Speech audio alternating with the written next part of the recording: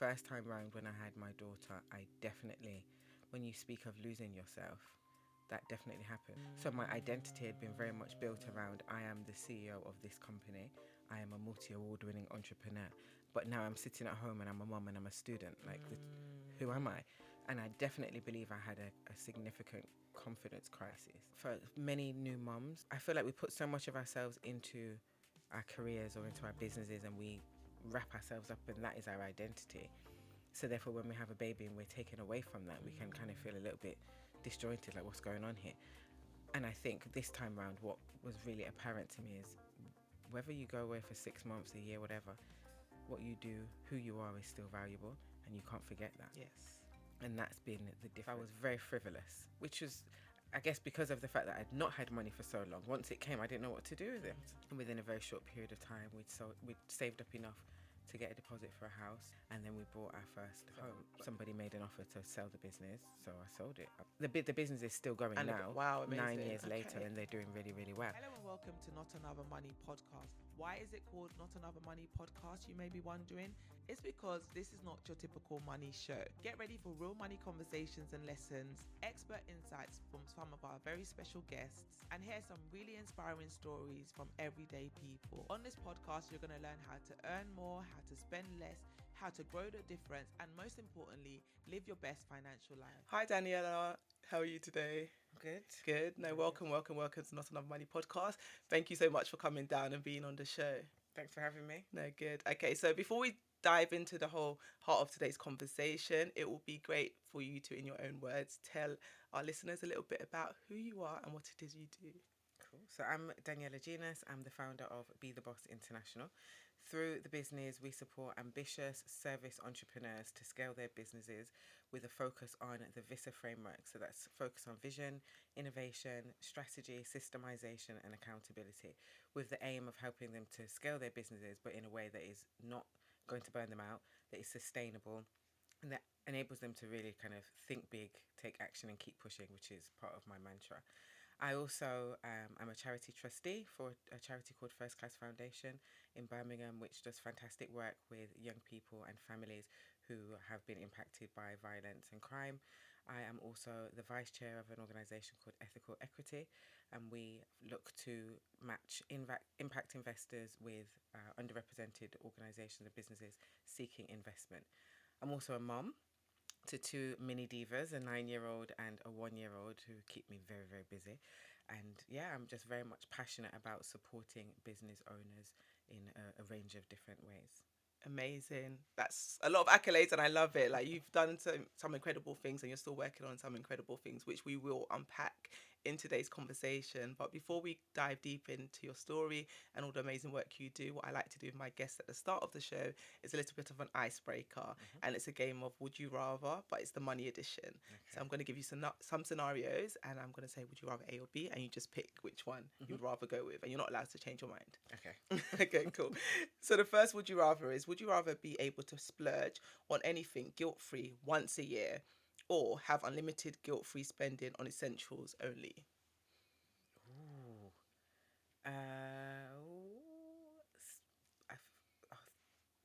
I think I'd probably prefer the essentials, because then I'll have enough money to do my own splurge on the exciting things. I like that. I don't know if I'm cheating. But... Yeah, no, you're thinking outside of the box. I like that. Yeah, no, that's good. You see, I think I would have gone for the splurges, but now you've made me even think differently about my answer. So yeah, actually, that does make sense. Okay, so the next one, would you rather always get insider tips for the best financial opportunities, or never face a financial emergency? These are really good questions. Never face a financial emergency. Yeah? Yeah. Yeah. Because it's stressful. Right? I don't want any. Yeah, exactly. Having experienced a few. Else. Yeah. Yeah, I'd go B2 definitely. Like, to never have a financial emergency. Sounds like bliss. Right? Almost impossible. Sounds like bliss indeed. Okay, so the next one.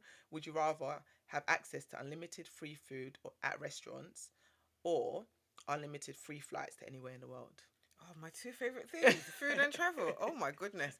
I'm going to have to go with the travel though. Yeah. Because obviously we've already got the essentials money, so that can pay Yeah. for the restaurant food.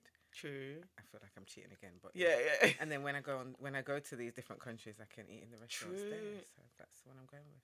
Yeah, I'm going with A2. Yeah, unlimited travel, absolutely. Like, okay, so the next one: would you rather have a thriving business but no time for yourself, or all the free time in the world but no business success? What? How am I supposed to answer that? Oh, yeah, I would have to go with all the time in the world, to be honest. Yeah, And time is very important. yeah, it Although I is. feel like I'd probably use that time to be depressed because I didn't have a thriving business, but I'd have time. So B, reluctantly. Yes. Yeah. I think I would go with, yeah, B as well, actually. Yeah, I need time. Like, Because I need time. Like, what am I going to do with all my kids? Yeah, no. yeah, I I've need got time. children, husbands, like, want to do stuff. Yeah, It'd have to be the time. yeah. It'll be a sad life, but yeah. Last one then. Would you rather own a vacation? Would you rather own a vacation home in a tropical paradise, or an apartment in the heart of your favorite city? Oh, number one. A. A, yeah. Yeah, tropical paradise. Although Yeah. I don't like cities. I don't like Oh, city living. really? You don't do city I'm in the holidays? city now, Yeah, yeah. but I don't ever like. I'm not going on holiday to the To a city city, no? unless it's in a tropical location. Okay. In which case, then by all means. But yeah, I'm not a city break kind of Okay, individual. okay. It's not my thing. No, that's me as well. Give me the beach, give me sunshine. I'm good to go. Yeah, definitely. Okay, cool. No, thanks for playing. No, I like it. It's given me some food for thought. That's for sure. Yeah, no, it's good. Okay, so the next segment on the show that I like to do is called Not Another Money Moment. So this is, of course, Not Another Money podcast, and I like to invite my guests to share a significant money moment from one point in their life. So it could be from childhood or adulthood, one that sticks out in mind as something that's had an impact on you, and maybe the way you view money or your relationship with money. Oh, there's so many. Mm. So many depressing ones. Oh gosh, just one. But Just one share that one, yeah. really sticks out when I finished my undergrad, and I spent a couple of months kind of trying to work out what I wanted to do. I had a few different jobs, and there was a period where I wasn't working. I don't remember really why, and it was near Christmas, so it must have been very early after I finished. And I went to the to the cash point. I remember it clear as day. It was freezing, and there was no money in my bank, and I had to call my mom and ask my mom to give me some money, to transfer some money. And I don't want to say she cussed me, but she kind of cussed me, like, why are you in this situation? And I remember saying to myself that day, I'm never going to be in this position again. And thankfully, it's been, I don't want to say, I can't even think how long it's been, many years, let's just put it that way. And I haven't had to do that again as yet, and hopefully never again. Wow, at that young age, It was, I was like, this is not the life. I don't want to have to be begging anyone for money, number one, and I don't want to have to get chastised for not having it. And I think it was the chastisement more than the even lack of money, if that makes sense. That really annoyed me. Like, I don't want to be in a position where anybody can say, like, why don't you have any money? So that's amazing. Had a deep impact. That's amazing, and it's amazing that it had that impact on you, because other people maybe listening to this will think, yeah, it's my mom, that's your job. Like, okay, say what you got to say, send me the money, and then that's it. I was just like, no, I don't want to hear that. Like, because actually, why don't I have the money? It's a fair point. I don't want to hear that point though. Just, can I have the money, please? I said no, never again. And yeah, it hasn't. And it hasn't happened again. That's amazing. No, it's amazing that that happened and you took action and ensured that it didn't happen again. Because, like I said, many people wouldn't take action. It's just like, hey, thanks, mum. Can you just send me the money now? It's like, no, you actually took that lesson and made sure you didn't do it again. Okay, no, thanks for sharing that money moment. Okay, so now we're going to transition into the main heart of today's conversation, and it's going to be a lot more about your story and about being a money boss. And I just want to start by going back a little bit to your backstory. So obviously you mentioned in your money moment that you had that period of time where you didn't have enough money to pay for whatever it is you went to the cash point to get the money to pay for. What was the story leading up to that? Like, what was your backstory like with money growing up?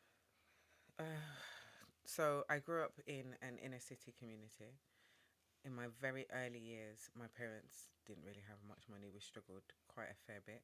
And I feel like that has had a very deep and profound impact on my drive, on my focus, on my ambition, because I was very aware of the fact that we didn't have much money. And to be fair, a lot of the people around us were in a very similar position, but I wasn't bothered about that's not my concern. I'm concerned about myself. And actually, there was many moments at school, particularly when I went into secondary school, where some of my peers would be going on holidays, getting the latest whatever it is that they wanted, and we just weren't in a position for us to do that.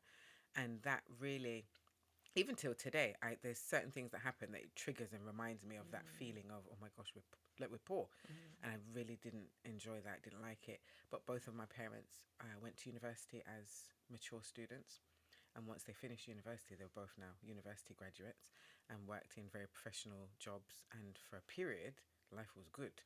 And there's a distinct period in my life where I remember my mum just going on constant shopping sprees, like just piles of bags and bags and bags of clothes would come into the house, and it started to feel that we were like we had built ourselves out of that situation. Well, they had, not me. I was just there eating and doing stuff. But then they split up.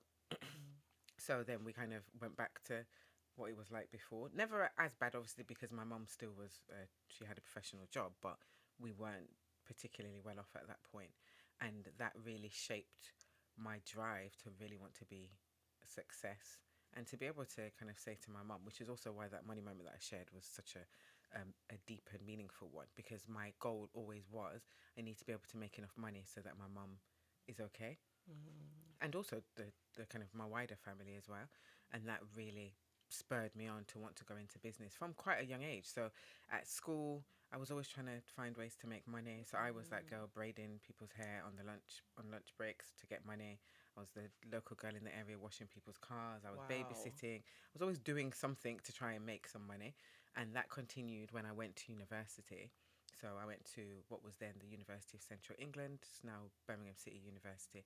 At the time, they didn't have an African Caribbean Society, and I'd heard about all these ACSs at the other uni. So I started one at the uni and went out and started getting sponsorship.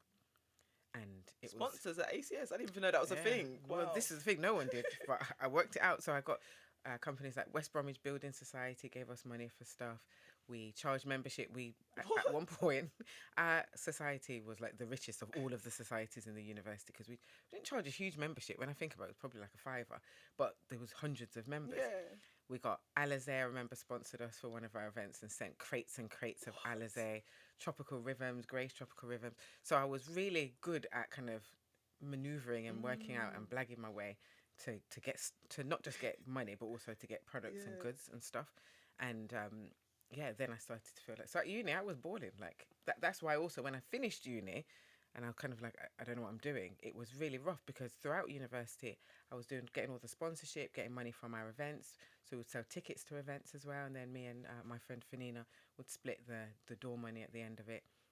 So I was doing well. And I'd also found it was like a legal firm in Nottingham, which is where I'm originally from. They provided me a scholarship. So they used to send me money every quarter. So I was living large. Wow. Life was as a good. student. Yeah, life was good. And then I was working as well. So I was like, money coming in from so many different angles. Yeah, but I didn't know what to do with it. I used to just spend it. Like, it would come in, it would go out. So one of my favourite things to do, I used to go to H&M. If I liked a top, so I distinctly remember having a top like this at uni, and I bought it in red, I bought it in blue, I bought it in white, and I bought it in black, because why not? Wow. And that's what I used to do. I like the trainers. I got the trainers in black, I got the trainers in white, I've got the trainers in blue. I was very specific on my colours. It was black, white, blue, and occasionally red. So I'll just buy one thing 3 or 4 times. Just because you had the money? Just because, why not? So I was very frivolous, which was, I guess, because of the fact that I'd not had money for so long. Once it came, I didn't know what to do with it. I was like, hey, I'm just living life, just spend on what I want. I used to catch taxis everywhere while all my other friends would be getting the bus. I'm like, boss, no, we don't do that. I'm going to catch a cab. Wow. So I was, so my early life as it pertained to money directly impacted my kind of young adult life, but probably not in a positive way. Yeah, it was probably a negative way. Some very bad money habits that I developed. No, and it's understandable. And I noticed that pattern with a lot of people that don't come from money. When you get it, you don't know what to do with it. So you're just like, well, I don't know when I'm going to get it again. So let me just enjoy it while I can enjoy it, because why not? I've never been able to access all of these things. So probably once upon a time, you wanted to buy those things and you didn't have the access to buy it. And now you have the money. Why can't I have all of them? So it's totally understandable and relatable. I know many people would have done the same, and I definitely did the same. I know they say you shouldn't have regrets, but I feel like I wish there was somebody around that had said, actually, let's gather up this money, let's put it into an ISA, because the amount of money I was spending on foolishness, I probably could have bought a house. Like, and not immediately, but had I Of invested course, properly, yeah. there's so many things that I feel like I could have done, but there was nobody telling me, actually, Danielle, that's not a good idea. You don't know what you don't know, right? And if everyone around you probably doesn't even have any money, how are they going to advise you Yeah. on what to do with the money you have? So then, where did the financial education then come from later on down the line? When did that? Yeah, what changed and when and how? I was poor again. I was like, how has this happened? Because I was spending how much before? I was getting all of this money coming in, and now there's nothing coming in. So I had to kind of train myself. And I'm going to be very transparent on this. It's still a work in progress even till now. But I had to learn to save. I had to learn to prioritize. I had to learn to budget and kind of make better financial decisions. And if I'm entirely honest, my husband also played a significant part in that, particularly with our first house. We kind of sat down and said, what do we want to do? And we set up several ISAs, or saving, but then he, unbeknownst to me, had set up a separate account and had like secret money. So I became like a budgeting queen, and it was when I had my first daughter actually. So during that period, I kind of had gone back into poverty lifestyle because I'd had my first business that had gone really well for a number of years, and then it wasn't going well anymore, and there wasn't really much money, and I couldn't ask my mum because my mum was really ill in hospital at the time. And I remember sitting there thinking, oh my gosh, I'm here again. Like, how did I get here again? We have to do something different. So me and my husband sat down, we went through all of that. And within a very short period of time, we'd saved up enough to get a deposit for a house. And he kind of showed up with this extra money, which was very exciting, so we could get a better house. And then we bought our first home. But because I wasn't working, because I was on maternity leave at that time and I was studying, I was doing my MBA, I became like the financial advisor of the house. Love it. And it's funny because there was only one income coming in, but I always say, even now, that was probably the richest time for us because we only had one income. So I was on that Excel spreadsheet pretty much every other day. What came in, what's going out. We went on so many different trips that we could afford because I was really watching the pennies. Yeah. But then I then started my business, started to get paid again, and Then back to YOLO. went back to my literally that. Like, oh, we got the money again. Forget the spreadsheet. Let's just spend. And it's easily done. Like with money, it's got quite a big emotional connection to it as well. So a lot of times we don't realize that a lot of our spending is triggered by emotion. So I don't know if we're having a happy day or we're having a sad day or we just want to pick me up. We just want to feel good. We just spend money, and yeah, that's how it works sometimes. Yeah, but that was the lesson. Yeah. And that's what kind of sent me on the path of we need to get this sorted because I had a baby and one income. So I had to. The situation forced me to have to kind of make better financial decisions and plan better.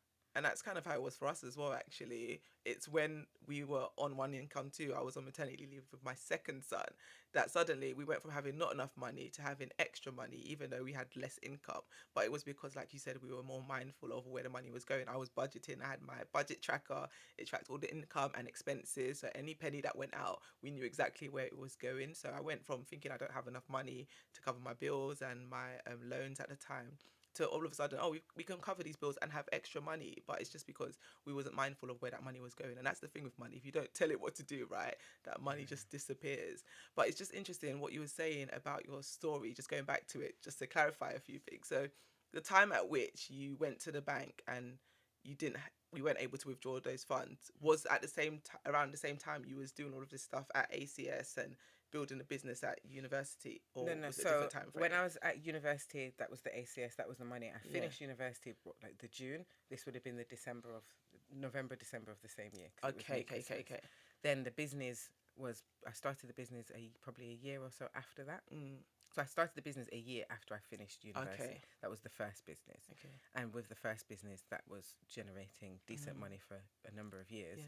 And then when I had my daughter is when I sold that business because then it kind of had gone into decline. Yeah. So then I was back to this period of not having much money. So that was the impetus to kind of get my life in order because of the fact that I'm a new mum now. Yes. And you've already been here before. Yes. And we can't afford to do go this back again. Especially there's more at risk now, at stakes. Yeah. The stakes are higher now because I have risk dependent, and I totally understand that. Okay, then so you talked about it a little bit then in terms of this business that was doing six figures that eventually went to minors. So what do you think at the time went wrong with that business, and why? Yeah, tell us a little bit about that business first of all, and yeah, what happened with that, as much as you're comfortable with Oh, sharing. I'm a bit of an open book as it Okay, pertains to good. the business. So it was a social enterprise. So the idea was what I'd started with the ACS. I did a project called Talent. So what we did is we went from university to university putting on talent shows, and each winner would win a prize that was related to the industry that they had presented in. So we had dance, we had singing, we had rapping. I think that was it for the first couple of them. So I wanted to start a business that kind of expanded on that. Instead of focusing on university students, though, I wanted to focus on young people from inner city communities. So that was kind of our main focus when we initially started, and then the business expanded to really just be an organization that provided life-changing and transformational opportunities for underrepresented groups, young people specifically. And the commercial side, the idea was we'd provide event management and event management for corporate organizations, but specifically for celebration events. So Christmas parties, away days, all of that, awards ceremonies, all of that fun stuff. The way it was supposed to work was we'd take those young people, provide them with their training with the live events, or if they're in the creative performing arts space, they'd be the talent at the events. But what actually happened is we started to apply for funding. I was really good at applying for funding and also sponsorship. Yeah. I was just always very good at getting money out of people.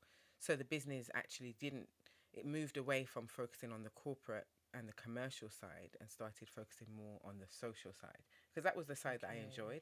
I didn't really enjoy doing corporate events because the people were always very stiff. I wanted to do exciting stuff. They wanted to do dry stuff and I just weren't on it. So I kind of leaned more into that direction. But what that meant was we then became quite heavily reliant on funding. Got you. So I had a team and we grew quite rapidly. At one point we had, so the total amount of people we employed was 15, but at one given point we had 8 members of staff in the office. So I was feeling like the boss, and that was, funnily enough, where I now call myself she's the boss. Wasn't me that named myself that. People started called calling you me the like boss. boss lady. Yeah. Because I was there. I was in my early 20s. I'm running this Oh, wow. organization. I've got this team around me. I started winning awards. I was being featured in the press, BBC Radio for Women's Hour. Did a year-long kind of program where they followed me and my journey. Oh, wow. So loads of exciting things were happening, and I don't think I was looking far enough ahead. Because I was in it, it felt like, oh, this is great. I'm living the dream, money's in the bank, I've got staff. And I wasn't looking far enough ahead. So what started to happen is when one funding stream would finish, where I'd have a member of staff attached to that funding stream, then they was gone. What I also didn't necessarily do is I didn't empower the team that I had to do work that was kind of going to move the needle forward in the business. They were just purely operational. Okay. So what it meant is that all of the kind of strategic stuff was still on my head, and I burnt out on more than one occasion in a very major way, and it was really tough. And we kind of it was a period of about 2 years. I would go into the office and there's 8 people, then I'd go into the office and now there's 6 people. And then by the time we got to the end, there was me and one other person. Wow. So it was happening before my eyes, but I didn't know what to do. So I was scrambling around trying to get support, trying to get help. Nobody really was able to understand, empathize, and give me the direction that I needed. So there was people that I knew that ran businesses that could say, well, just very like general motivational stuff, like you can do it, we've all done it. Then there was the kind of more formal support people. So there was a business link back in the day where they'd have these people that had studied business, never ran a business. They would come out with these frameworks. Oh, you need to, but you don't understand what it feels like when I need to pay this person's wages. I don't know where the money's coming from. And I got quite frustrated to say, like, where is the person that bridges the gap between the two? They've got the educational side to give me the frameworks and the strategies and all that, but they also can give me the, I understand, I've been there, this is what I did side. And I couldn't ever find anybody to provide that. Just on the back of that, people started coming to me for that. I did my master's in enterprise, and so I had some of the frameworks myself. But when you're in it, it's very different to advising somebody when you're looking into their business.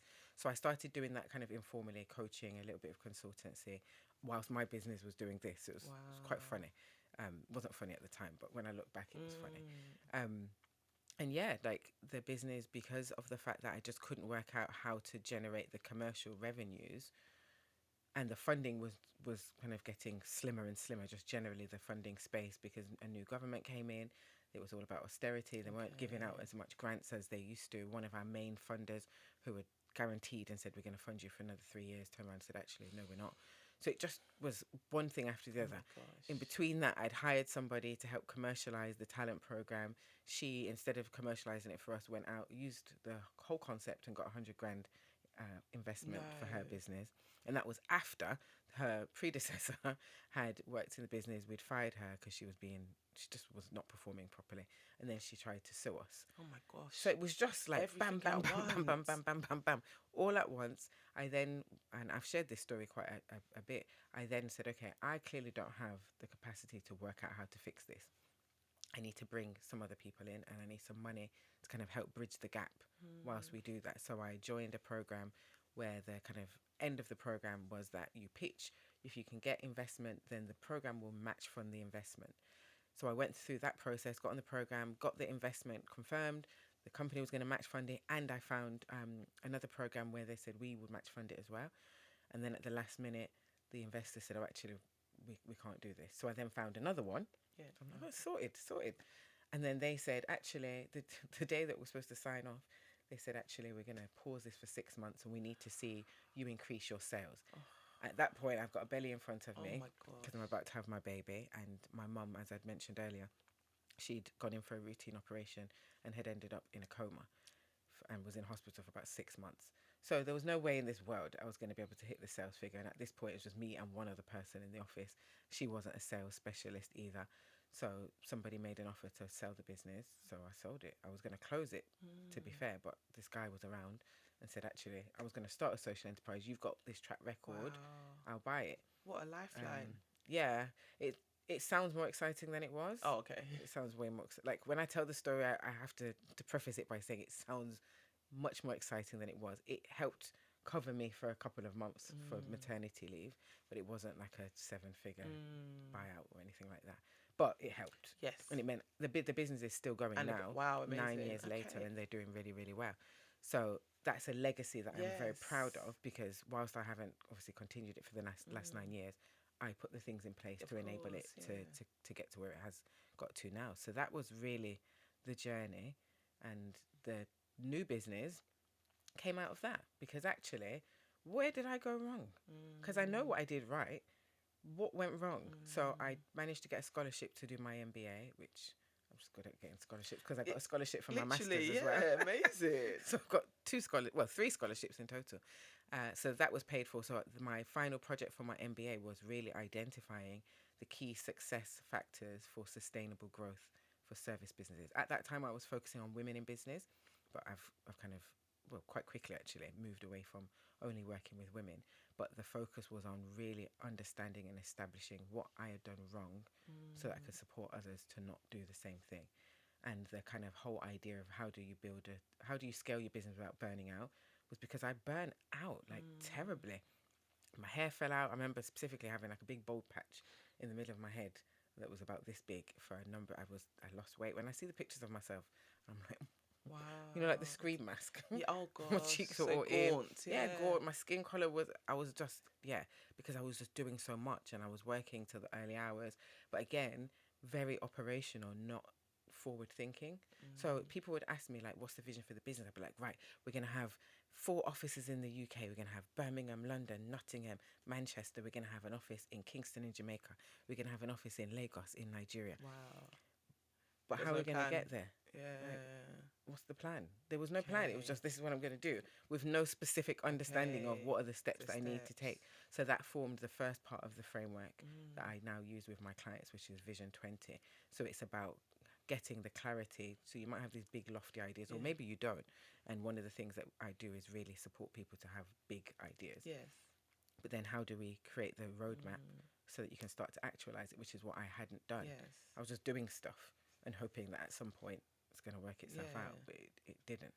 So it was a really, really tough time, but it was probably the best thing that ever happened to me, because it sent me on this trajectory, Yes. which I've been able to transform the lives and businesses of so many others through I guess, the mistakes that I made in my first business. Exactly. And nothing is wasted. That's why I always say to people, like, literally nothing's wasted, because you might think, oh, this business didn't work out, but all those lessons that you gathered from that experience has now led to you being able to build another successful business and impact other people, not through just theory, but through real life business experience that you've experienced yourself, right? Yeah, very much so. And I think what was important to me was to bridge the gap.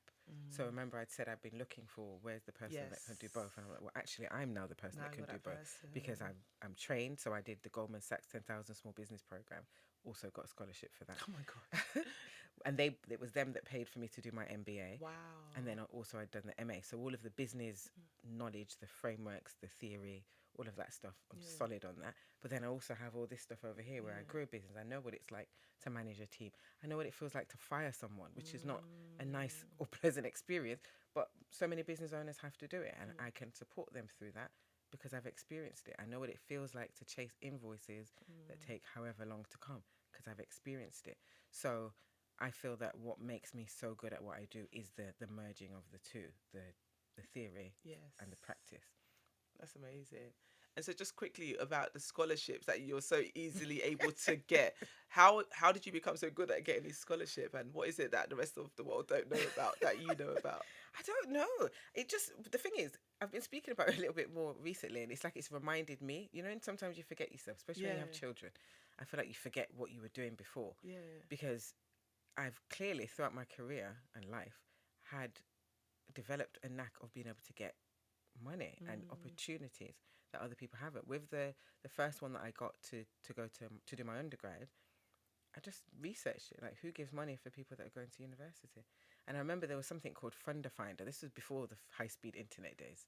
Give my age away. So I had to go to like a cafe. They used to have the internet cafes. I think they still do them now. Yeah, they still do. Yeah, but I went and had to pay for this thing. I don't think it was particularly expensive, but you could search all of the grants. Wow. And then I found this local one, and I sent them a letter saying, "Hey, I'm Daniella. I'm going to university in Birmingham. What? My family don't have any money. Can you give me some, please?" They used to give me like £500 a month. I'm sure it was. No way. Yeah. With the Goldman Sachs, I applied. I wasn't actually eligible, but I don't know how. Somehow, I managed to get to the interview, and they said I blew them away with the interview. So even though I'm not eligible, they're gonna let me on. What? Then when they paid for my MBA, somebody just randomly called me, and he was like, "Oh, we've got this opportunity. Do you want to pitch for it?" So I said, "Yeah." I'll never forget because I was in my friend's flat, and I was pitched over the phone. And then I hung up, and my friend was like, "What was that about?" I said, "Oh, they said they're paying for people to do the MBA." What? Didn't even have a plan to do an MBA, by the way, but I was Yeah. like, "This sounds good." And then he called me back about a week later, said, "You're on. You're going to start in September." Wow. I was like, "Wow." With my masters, that was a women. They wanted to get more women into business, so it was media enterprise was the specific program, and I think pretty much everyone bar maybe one or two people were women because I don't know who paid for it, to be honest, and I don't even remember how I applied, but I got on it and I didn't have to pay to do my masters. So That's incredible. I still don't get how you Neither just do knew I. about getting scholarships. I didn't even know what they were, I don't think, until university.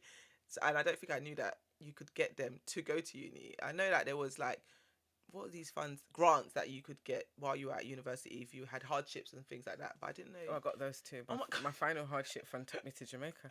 What? So I finished. It could have been that hard then, couldn't it? Oh my gosh. I finished Finesse the uni in system. June. By the end of June, I was in Jamaica because they sent me I think it was like £1,500 or something. What? I said, "I'm going to Jamaica." I went with my cousins. No Yeah, way. when I think about it, my life has had some very interesting random money moments where just blessings have poured out on me for no particular reason. I want some Wow. more now in this cost of living crisis. I was going to say, are there still grants that you can get post uni and as an adult? I need to look for some actually. Now I'm thinking about it. Maybe it's the time. It's more of that free money lying around somewhere that you could get Somebody access must to. have it. Yeah, no, for sure. Oh no, I love that. I love how audacious you were to apply for these scholarships that you weren't even eligible for. But I feel like also sometimes though, it's just about looking for stuff. I think sometimes we just accept this is the way things are supposed to go, so we don't look outside of it. So Good. even with the ACS stuff, no one ever said you can get sponsored for the ACS stuff. I just said, well, I want to do this, and actually I want these people to pay for it. So how do I get them to do that? I don't really know where the information came from I don't know, but Yeah, no, I worked it out. there must be something in you, because I'm like, what in you gives you that boldness to be that way? So like most people, like you said, stay within the lines, right? But you have quite an abstract way of thinking that actually I want to do this, I'm going to find a way, and I'm going to think outside the box to make it a reality. Where do you think that stems from? I don't know. I feel like the only thing I can say is hardship. Really? Like, I just, hardship and visions of grandeur. My auntie says this to me all the time. You just got visions of grandeur. I always felt that I was here for so much more. And it's probably watching too many things like Moesha and Sister when I was younger. You know, when they went to all of their like high society stuff, Fresh Prince, Yeah. living in them big houses and stuff. I always felt like I deserved so much more. Wow. Probably very arrogant of me at I a love very young it. age, but I always just felt like, no, I'm supposed to be rich. What is going on here? This wasn't supposed to be Wow. my portion. So because of that, I always kind of just had this attitude of whatever it is that I want to do, just work it out. Like, you have to work it out because there's not really any other option, because I don't want this situation over here. Yes. But I don't necessarily know when that light bulb switched on and said, go and ask these people for money and they'll give it to you. But I've always been very tenacious with it. So I remember one of the sponsors that we had was HMV, and they didn't give us any money. They were the first sponsors that we had for our talent event. And I said, actually, how do I make people interested in this? I'm not interested enough. They don't know who I am. I'm not famous. Who cares? I need to get a brand that people are going to be excited about. At that time, HMV was not what it is now, but it was very popular. So I said, can I use your logo? Let me use your logo and let me put my posters in your stores in the Midlands. And I said, I don't want any money. I just want this. They said, yeah, because I'm not asking them for any money. Wow. But then what that did is it meant when I then went to Sony BMG, when I went to Coca-Cola, when I went to Haribo, I could say, HMV is our headline sponsor. Now they're taking me seriously. They don't care about who my business is, but they know and understand who HMV is. So once I did that, everything else just seemed to be kind of, well, if HMV said yes, then it must be. why wouldn't anybody else say yes? And that's kind of the approach that I've always I love that. taken. I love that. Yeah, you really think outside the box, because that's just such a clever move, right? They're not going to say no because it's not costing them anything. Yeah. Wow. So yeah, that's just been my philosophy, and as I said, I feel like I've lost it the last couple of years, but I'm getting it back. Yeah, but I guess that speaks to the whole motherhood journey, right? And becoming a new mum and having a new baby, that does have a big impact on you and identity and all the rest of it. Can you speak to us a little bit about that experience? So it's been an interesting journey, because I did it 9 years ago, and I've just done it again a year ago. Big gap. Yeah. And this time round feels like I'm doing it for the first time, because the gap is so substantial. And I think the first time round when I had my daughter, I definitely, when you speak of losing yourself, that definitely happened, because I don't necessarily believe it was because I had a child. It was because I had a child and no longer had my business. So my identity had been very much built around, I am the CEO of this company. I am a multi-award winning entrepreneur. But now I'm sitting at home and I'm a mum and I'm a student. Like, who am I? And I definitely believe I had a significant confidence crisis. And what also happened is my personal brand at that time, before I'd had the baby, was quite big in the Birmingham area specifically. So I was doing speaking engagements, and actually outside of Birmingham, I was traveling all over doing speaking engagements. I did a speaking engagement in Jamaica around that time. So my currency was quite high. Then I went and had the baby, sold the business. So I kind of went into obscurity. I just was in my house and studying. I'd go to some uni stuff, but that was basically it. So when I started the new business, and I didn't start it immediately, I began contracting for Innovate UK Edge, which is a department of the government that specialises in supporting businesses with innovation. So I was doing that under a contract with Coventry University. And I was going out and about, and nobody knew who I was. And it honestly had a massive impact, because I was just like, what do you mean you don't know who I am? A whole me. Me? Like, who was winning these awards? I was on the TV, I was in the newspapers, I was in these magazines. Why don't you know who I am? But I'd been gone for a number of years, just in my house. And that really rocked my confidence, probably more than I even realised. It's only now that I'm really understanding how big of an impact it did have. And I was just very much afraid of so many things. So I've always been quite an introvert, and I recognised that I would have to do more networking.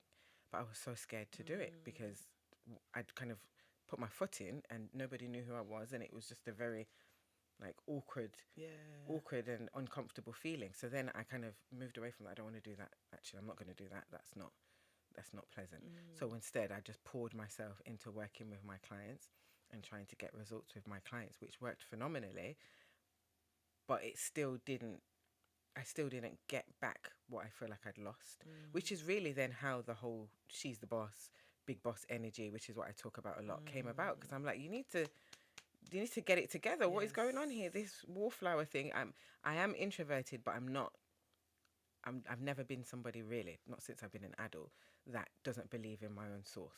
And I don't think I believed in my own source. So I had to, it's weird. I wouldn't say create a persona.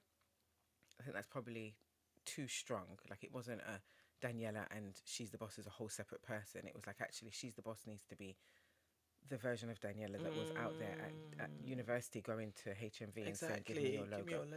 And that's kind of how the whole thing around this big boss energy thing, because that's what I kept, big boss energy. Big boss energy says, if this is scary, you need to go at it at a much faster pace, 100 miles an hour, because actually you've got your daughter now. You can't be showing her that you're scared of everything. It doesn't make any sense. So you're going to have to get over this fear. I started telling myself, feel the fear and run towards it. Feel the fear, run towards it. Think big, take action, keep pushing. I had to kind of start to tell myself mantras to help me find myself. So therefore, when I had the baby this time round, I don't think I lost myself as much. It was still a bit rocky, but I managed to stay visible. I managed to stay present. I managed to do some phenomenal things, even when the baby was like a week old. I launched a new program, and not in a I'm out and about running around kind of thing, because that would be ridiculous. But I had trained some of my colleagues to deliver the program on my behalf. Amazing. So a week after the baby was born, that program launched. I was at home in bed watching on Zoom. Amazing. And yeah, so I feel that for many new mums, I think sometimes, you can kind of, I feel like we put so much of ourselves into our careers or into our businesses, and we wrap ourselves up, and that is our identity. So therefore, when we have a baby and we're taken away from that, we can kind of feel a little bit disjointed, like what's going on here.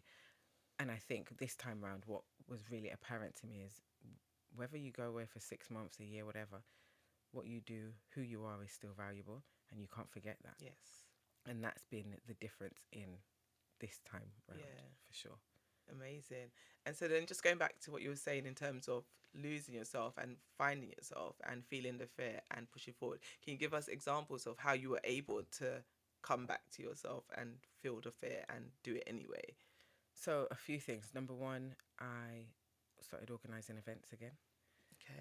So my founders dinners is something that I started a few years ago. And so how old was your daughter when you started doing this?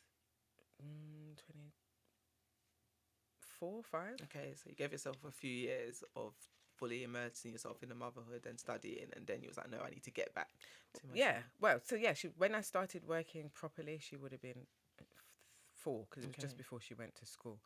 And yeah, so I started doing a load of things. Number one, trying to go to more networking stuff. Okay. I've never been good at it. But solo? Yeah. So even one of the things I went to a few years ago was part of CMI did a documentary on race. What's CMI, sorry? Chartered Management Institute. Okay. Somehow, I don't even know how I ended up being asked to be part of this, but they put me in the documentary and then said they wanted me to come to their celebration event at the Royal History Museum. I think it was the Royal History Museum. One of the big museums down here anyway in London. And I was just like, I don't want to go. Like, oh, really? I don't want to go because I don't know anyone. I was like, no, this is a fantastic opportunity. Stop being ridiculous.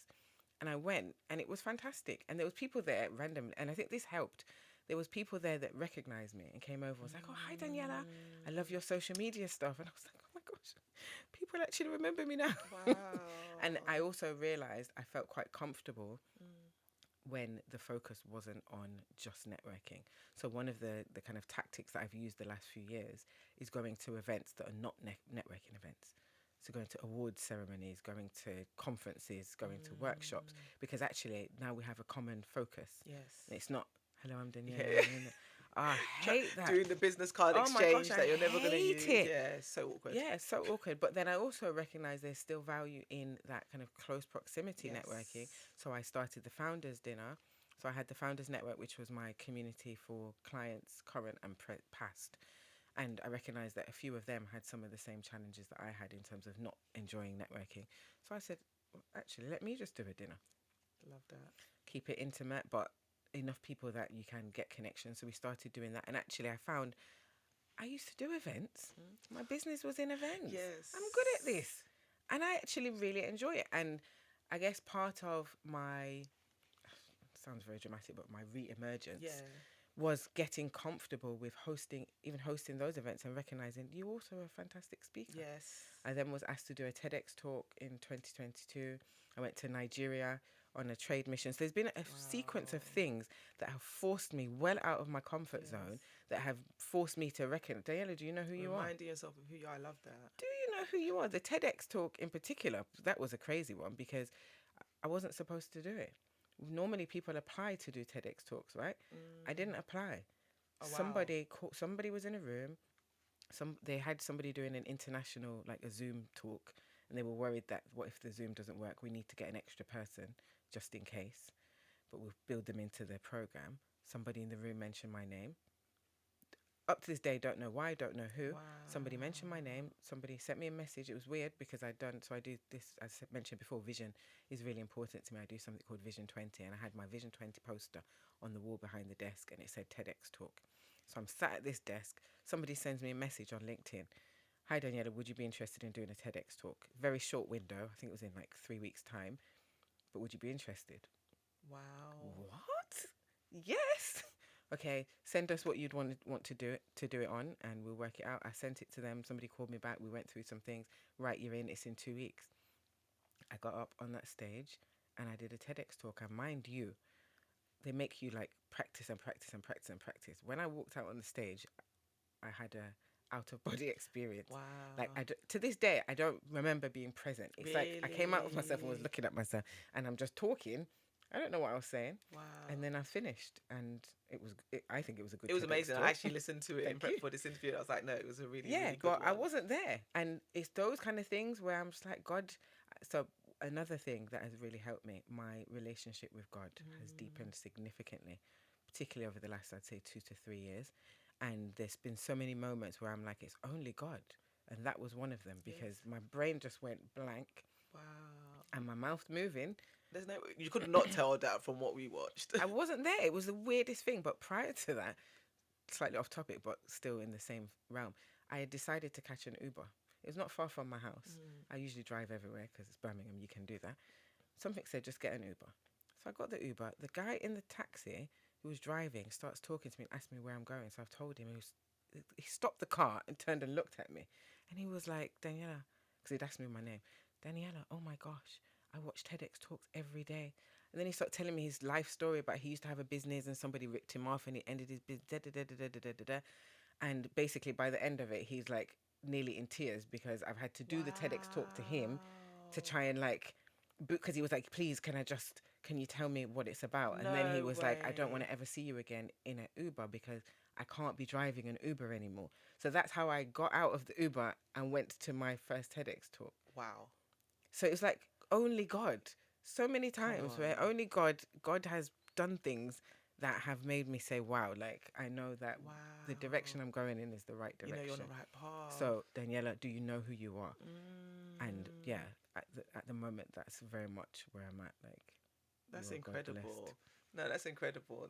It's so inspiring and it's so encouraging, especially for our mummy listeners, because a lot of times we do lose ourselves in motherhood, particularly early on, and it's hard to come back. Like it's almost sometimes felt you can almost sometimes feel like you're selfish for trying to come back because it's like, no, you need to focus on your child. It's not about you and your dreams and your aspirations and what you want to be. It's about the child and focusing on that child. So how were you able to obviously be a very present parent but still pursue the things that are important to you? I think that's a really good question, Yeah. actually. Number one, I don't ascribe to this idea that because you've had a baby, that means you have to stop and everything has to go into the child. And I always find it very interesting when people have that view. I remember when I had my first daughter and I was doing my MBA, and one of my friends, and we're good friends, and I've said to her that I was offended by this, but she was like, you shouldn't be doing an MBA, you're supposed to be on maternity leave. And I remember saying, but you were on maternity leave, and what was you doing every day? You were spending all day cleaning the toilets and cleaning the floor. Like she became a little bit fanatical Yeah, about cleaning her yeah. bathroom. So whilst you're cleaning your bathroom, my bathroom, my husband will clean the bathroom. I don't touch Yeah. bathrooms, but that's a separate thing entirely. I'll be doing my studies Mm. because actually, I want my children to know and understand that as a woman in particular, you can follow your dreams. Because what example am I setting by just sitting down and saying I'm not doing nothing? Because actually I'm a mum. And let me be very clear: for the mums that want to be stay-at-home mums and that is your purpose, then fine, well done to you. It's not for me though, and it doesn't have to be. Yes. Everyone is different. So I've never ascribed to this kind of idea of mum guilt and you should feel bad, because actually I'm trying to create a legacy for my children, number one, and number two, I'm trying to inspire and motivate them, because my daughter now, she she is the epitome of big boss I energy. love My that. eldest, In what way? in every way. She says to me the other day, Mum, do you know anyone famous? So I said, no. Have you ever met anyone famous? No. And the thing is, I have, I but was thinking, I'm sure you have, yeah, but but okay. she asked too many questions and I just couldn't bother with the back and forth, because then she's going to be, where was it? What time? What day? Where did they live? Are The they questions alive? never end. Yeah, so I was like, no. She's like, yes, you do. Me. I love That is that. her. I was walking the other day. She's like, people keep looking at me. I said, who is looking at you? My fans. Bless her. And she I come in, love that. and one of the things I think is really beautiful. Obviously, I've just had a baby, right? Well, not just. She's 14 months now, but particularly in that kind of 8 months up, she's not been sleeping. I've started to work again, tired, and there's been many times where I'm like at the laptop, and I'm just like, oh, I've got things to do, but I just don't even want to. And she's come over, Mummy, think big, take action, keep pushing. That's No. what you taught me. Yeah, like she's my little accountability buddy cheerleader. I said the other day I want to get fit because I've put on a few pounds lately. And I said, I'm going to do 50 star jumps every day. I said, are you going to be my accountability buddy? She said, yeah. Every day, she said, have you done your star jumps? Do you star jumps? No But she always does that at the most way. inopportune time when I'm in bed wrapped up. Yeah, you got to get out of bed and do those jumps. Yeah, so I feel like being a stay-at-home mum is wonderful, and I kind of, on some levels, I did used to wish that I was that way inclined. Like, let me just be here baking cakes and doing stuff. But that's not. It doesn't. I don't find that fulfilling in and of itself. I still do those things. I was baking a Yes. cake at 11:30 p.m. last Friday because I fancied one. So I still do some of those things, but actually, I get fulfillment in doing the work that I do with my clients. I feel like I have a purpose. My purpose for my children is to make sure that they're well-rounded individuals as well. But part of that is making sure that they can see that I am fulfilled, that I am happy, and that I am following my own purpose. Yeah, no, I totally agree, and I think I'm similar in the way I think. So then, how do you balance it all? Being a wife, being a mum, being an entrepreneur, being a speaker, doing all the amazing things that you do. How are you able to do it all? Because a lot of people say you can't do it all, or at least you can't do it all well. What would you say to that? That one. You Yeah. can't do it all well. Like, because I'm very systems and processes focused, I put systems and processes in place to manage what I do. So within the business, for example, I'm not trying to do everything. So I have people that support me, outsourced and internal. And that helps because it means I don't have to do everything. And that's one of the big lessons that I learned from the first business. Because even though I had staff, I wasn't giving them meaningful work. Whereas now, like, there's a lady that works with me called Feluke who does my clients and partnership. She's my client partnerships coordinator. So I give her large bits of work that actually she can do. I don't need to do that. As long as she has guidance, direction and support, and she's doing a phenomenal job. Anything that I can outsource, I'll outsource it. Obviously that is finance dependent, but yeah, the more you outsource, the more time I've got to make money. Yes. And therefore I can afford to outsource. So when you say outsource, do you mean within the business or within the home or both? Both. Okay. So one of the things that, and I was a bit awkward about saying this before, but right now I don't care, having a cleaner. I love that for you.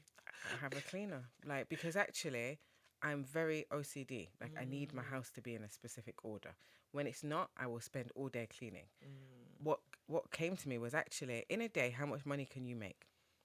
If I get a client, if I focus on sales and in a day, I can get a client that brings me 1,000, 5,000, 10,000, 15,000.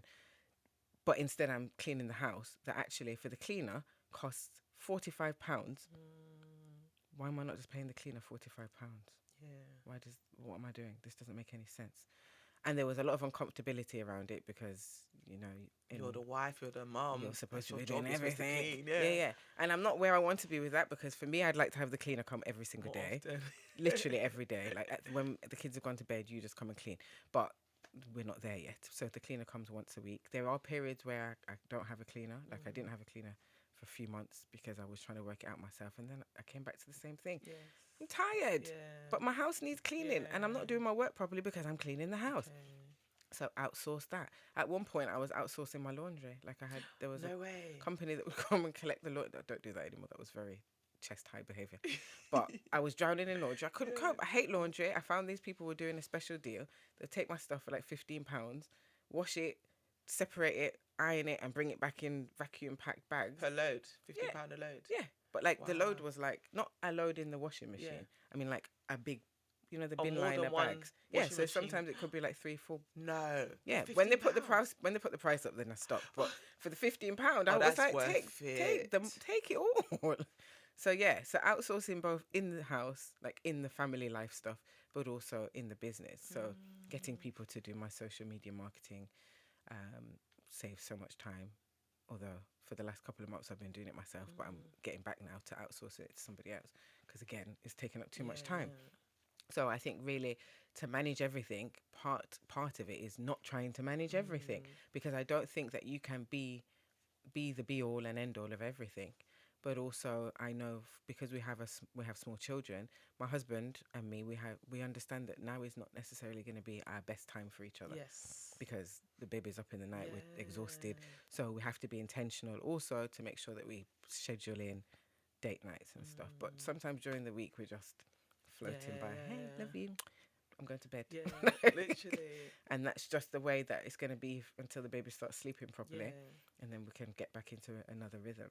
So I don't think you can have it all at the same time. Well, okay. I So the think key that's is to outsource and get help where you can. So actually, it's not that you can't do it all. So you can be an entrepreneur, you can be a mother, be a wife, and all these things. But it's about getting help to facilitate all of these things, because if you're trying to do all of those things yourself, that's when it's impossible. But also, if you can't, not everyone's going to want to pay for the cleaner. That's perfectly fine. Not everyone can afford to pay for the cleaner. I don't even know if I should still be affording to pay for the cleaner right now, but that's a separate story. Yeah. Then you also have to recognise that actually the house is not going to be clean every day. That's and true. You're going to have to just live with that. Yeah. And I think sometimes, particularly as women, we put too much pressure on ourselves that the house has to be clean. Every day there has to be a home-cooked meal. Every day this has to... You don't have to do everything. You can't do everything. Stop trying to do everything, because that's how you burn out and kill yourself. That is so good, and that is so true, and that's an excellent reminder for mums listening, because I think especially in this day and age that we're in with social media and TikTok, and you see mums making it look so easy and making perfect. Gum from scratch and hand wrapping. I saw this, but I said, who has got time Who or is doing inclination that? to be doing that? Like, baking a cake is one thing. Why are you making cereal from scratch? Like, they sell it at Tesco. It's okay. It's not that deep in life, but yeah, people are doing it. So as a consumer watching all of these things, you think, oh my gosh, I'm failing at motherhood because I'm not cooking breakfast, lunch and dinner for my kids every day. I'm not making them the most nutritious packed lunch for school every day. And it's like, actually give yourself some grace, and all you can do is your best, and that's enough. I think it's not every day try and do everything to perfection. And it's true, like you said, like they say, a messy house is a house full of love, or something. There's some kind of quote about that, but it's like, it shows that it's been lived in. Like, you don't live in a museum, right? Yeah, so very much it doesn't so. have to be perfect all the time. So. Although I would like my house to look like it was amazing. With young kids, yeah, that's impossible. It's not happening. Impossible. That's my other bugbear. The cleaner will leave. My daughters come in, and within 20 minutes, the house is upside down. I'm just. It's like they do it on purpose. Throwing the money down It's the just drain. like, whoa, let's do this again. Like, it's like Fun House. Like, turn the place upside down. Literally 'cause that. it's been cleaned. Yeah, so it is hard. Okay, so next thing I want to ask you about is in terms of vision boards. So you spoke about it briefly about your TEDx talk that you did, which I had the opportunity to listen to, and you spoke about vision boards and you spoke about your thoughts on it and why you believe they don't work. Why do you believe they don't work, and what would you suggest people do instead? So it's funny because people keep coming up to me saying, I heard you hate vision boards, but I throw vision boards parties, and I just took it personally. Yeah, literally, I've got mine coming up soon, and I saw that video. I was like, maybe I should take her off the guest list. So I was like, no. Your message was really good, so I want you to talk. Yeah, to them so about it. obviously, I don't want to say I do it for shock value, but I want to drive the point home. It's not that I hate vision boards, and it's not that I don't think they work at all. I just don't think they work independently. I think sometimes what people do is they get very excited. I did this before when putting together a vision board, put stuff on it that has no relevance really to your life or what you really even want in your life. It just looks good. And particularly if you're in a group setting, you get excited. Oh, so-and-so's put a private chef. Let me go and find a picture of a chef. Do you even want a private chef? No, you don't, because you actually enjoy cooking. So I think sometimes you get kind of carried away with vision boards, and actually they're not kind of rooted in anything meaningful for you. But even if they are rooted in something meaningful for you and you didn't get carried away, they do not provide a framework for you to bring them to fruition. And for me, why am I indulging in doing something that I don't have any understanding of how I'm going to make it happen? Because then I can just sit and wish and hope and dream and pray and hope something happens. And for me, that kind of is what a vision board is. Yes. You're just hoping and praying, as opposed to putting together a strategy and a framework that is going to enable you to bring it to actualization. So what I do is Vision 20, which some of the clients that I've done it with take what we've done and create a vision board out of it, and they use the two things in conjunction. But with the Vision 20 process, it's not about pictures. It's actually about providing in-depth detail about what it is that you really want, and really getting to the core of that, and not just from a business perspective or just a life perspective, but both, because the two things work in conjunction. There's no point me saying I want to run a 7-figure business, and the type of 7-figure business I'm trying to run is one that's going to have me in an office from 5 a.m. to 11 p.m. when in the personal side, I want to spend lots of time with my children.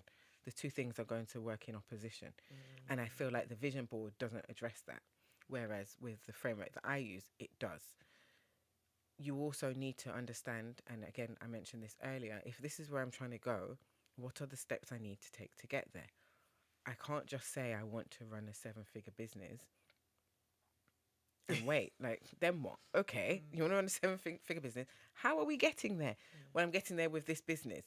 But your business right now is doing 50k turnover. So how are we going to get from 50k to £1 million? And often when I've challenged people that have vision boards on this, they look at me like, because they don't have the answer. There's no answer. So what the answer is for me is reverse engineering it. Like, if this is what we want, what did we need to do to get there? And what are the 100 steps, sometimes more, that we had to take to get to that end destination? And that's what I do through the Vision 20 process, which you then can go and actually what I've started to do, because I'm trying to develop it, is once I've gone through the process with my clients, particularly on a one-to-one basis, I plug it into AI and get it to create images that then represent what we've broken down, which essentially is like a digital vision board. But other people have just gone and done it the traditional way, using what we've done. And what it also enables you to do, unlike the vision board, is then you've got something to tick off. So I know, me personally, I know everything that I need to do in 2025 to be able to end it in the way that I want to end it, because I've done that process. So every day I wake up, I don't have to sit and think, oh, I don't know what I'm supposed to be doing. I'm just going to do operational stuff, which is what we do. We just firefight and we do the day-to-day stuff in business. I know that whatever happens, I know that I've got these 250 tasks, which can be a little bit overwhelming for some people, but I split it up into chunks. I know I can tick it off. And I know the more I tick off, the more likely it is that I'm moving myself closer towards the vision that I've already planned. And it works. Like, it's worked for me in so many different ways.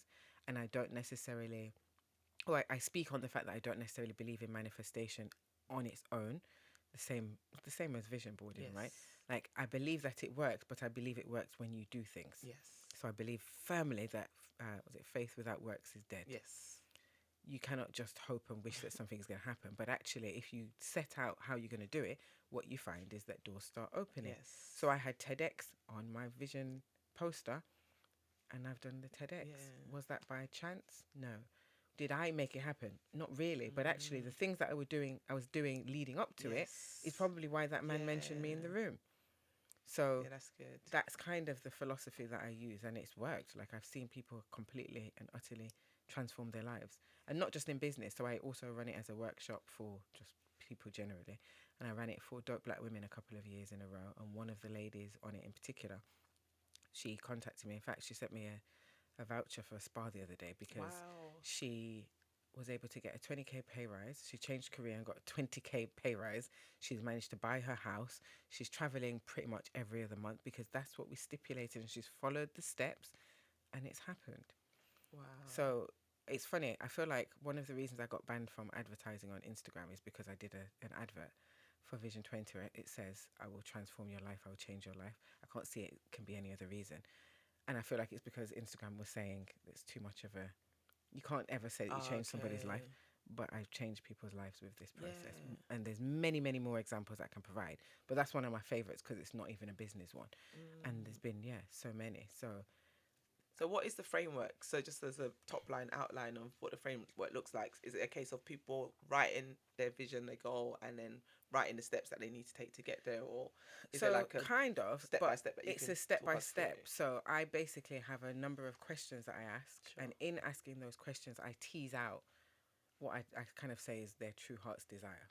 Okay. Because often we don't really, people speak a lot about what's realistic and what's not realistic. So we don't allow ourselves to really think as big as we want because it's not realistic.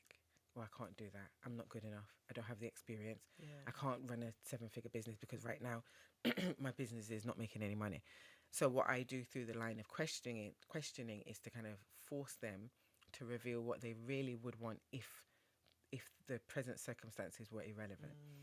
But then also provide real in-depth detail on what that looks like, but also what it feels like, because I think that's something that we don't often do either.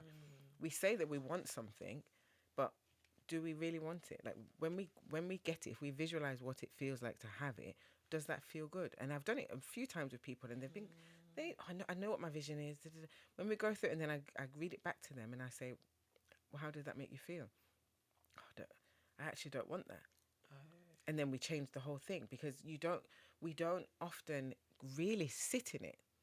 We might say it, but we don't really sit in it and understand and acknowledge and recognize what does that really mean for us? What would really happen if that happened? So like, I know for me, one of my aspirations in business is not to have 50 members of staff. I don't want it because I recognize, particularly from some of the traumas of my old business, I don't want to manage a whole load of people. Yeah. I don't. Had you asked me and I hadn't really gone through that work and really deep dived, I'd have said, I want to run a really successful business with an international team. No, I don't. I don't. And actually, you really need to give, and I do it annually. So every year I do Vision 20 for myself. I run the workshops and masterclasses, particularly around December, January time. And then I do another one in June at the halfway point, because people don't stop and really sit in what their aspirations are.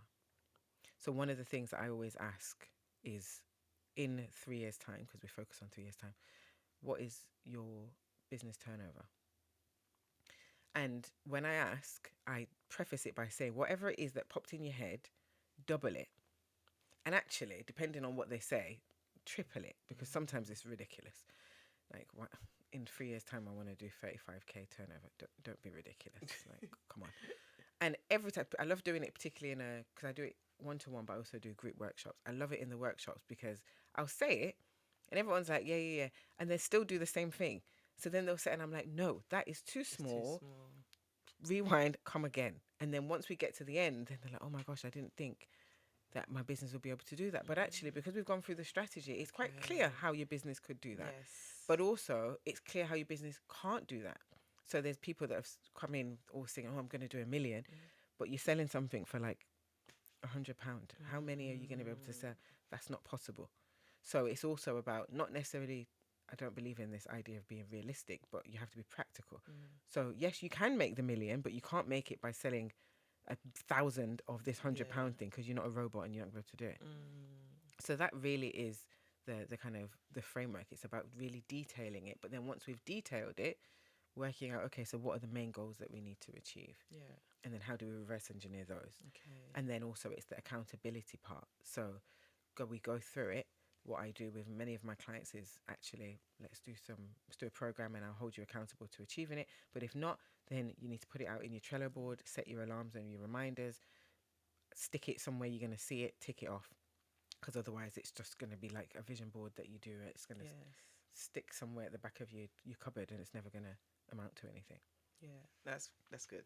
That's really good. And like you said, once you have a plan of action, you can then see how this thing can be achieved. But when it's just airy fairy, the reality is it's just not going to happen. Like, I've had vision boards in the past that I've created and not ticked off anything on them in the past because of that very reason, not having an intentional plan behind it. Whereas now I actually have a plan which I follow, and it's like this year's vision board is the first time I've actually pretty much ticked off half of the things on that list, and that's the most I've done on one of my vision boards, and that's because of the fact that I was planning towards achieving them and not just hoping and not doing anything about it.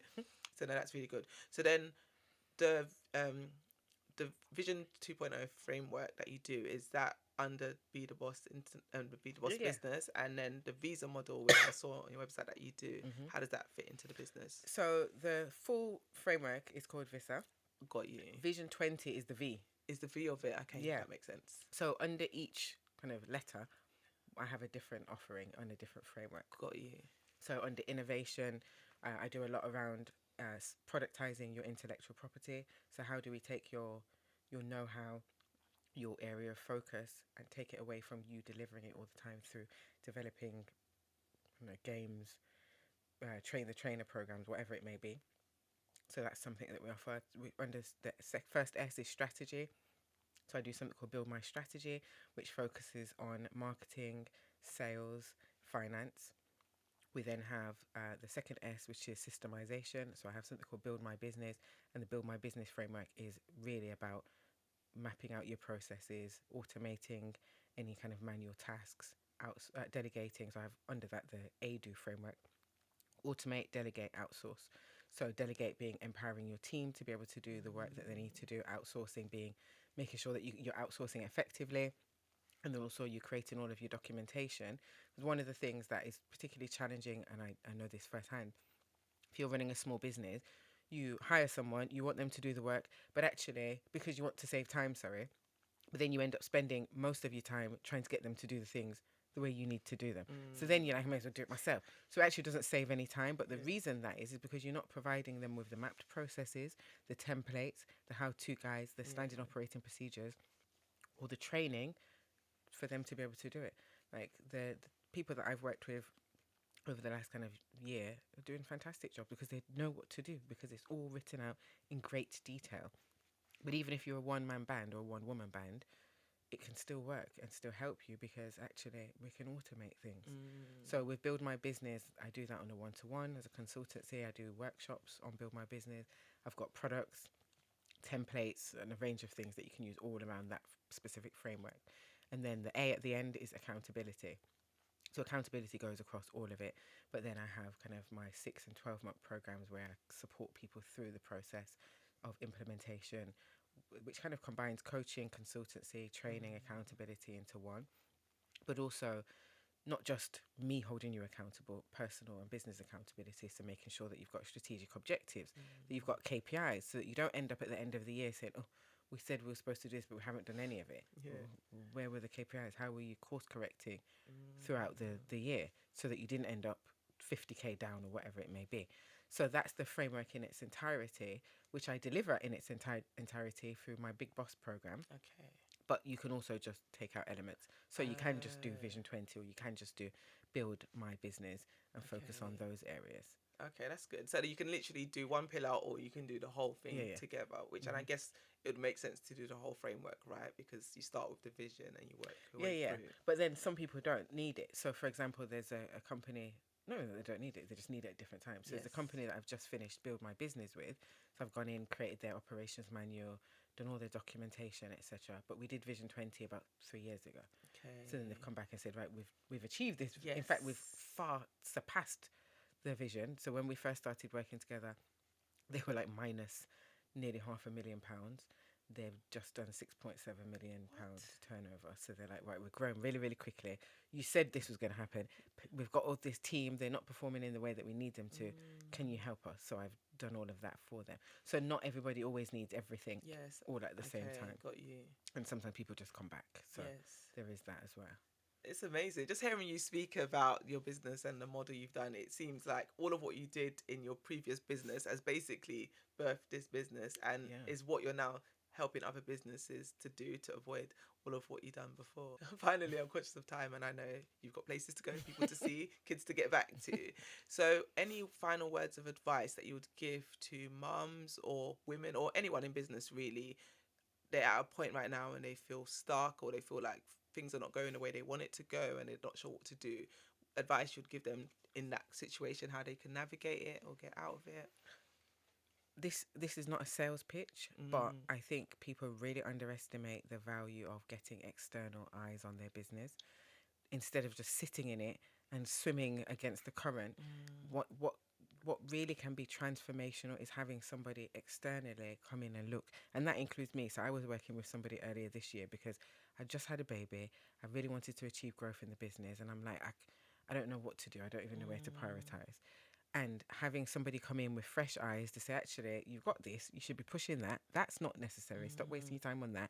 And have you considered this over here? Can really just be absolutely transformational.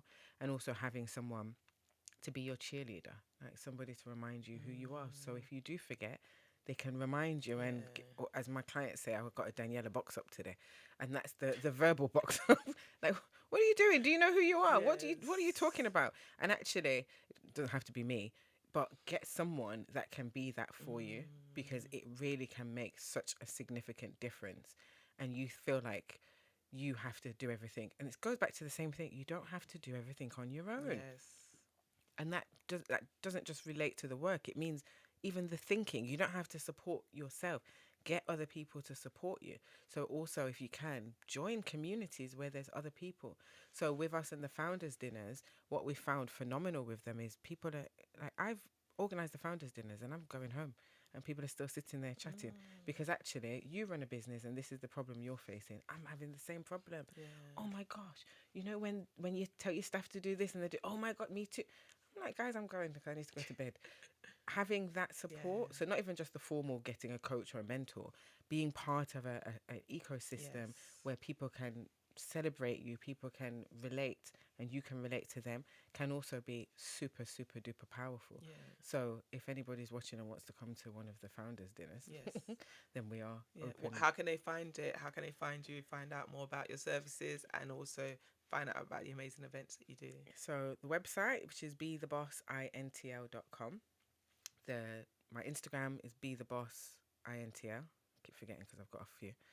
You can find all the information about everything on either of those two platforms. Brilliant. And the founders dinners, I'm really excited. We've been doing them in Birmingham. We're going to be coming to London. Oh, nice. Next year, and we're also going to be going to Manchester by the end of next year. So that also is vision in action, because that's been on my vision plan for a little while. So. Oh, excited for that. Definitely when you come to London, I'll definitely love to come to one of those events. You have to. You're on my list. Yay.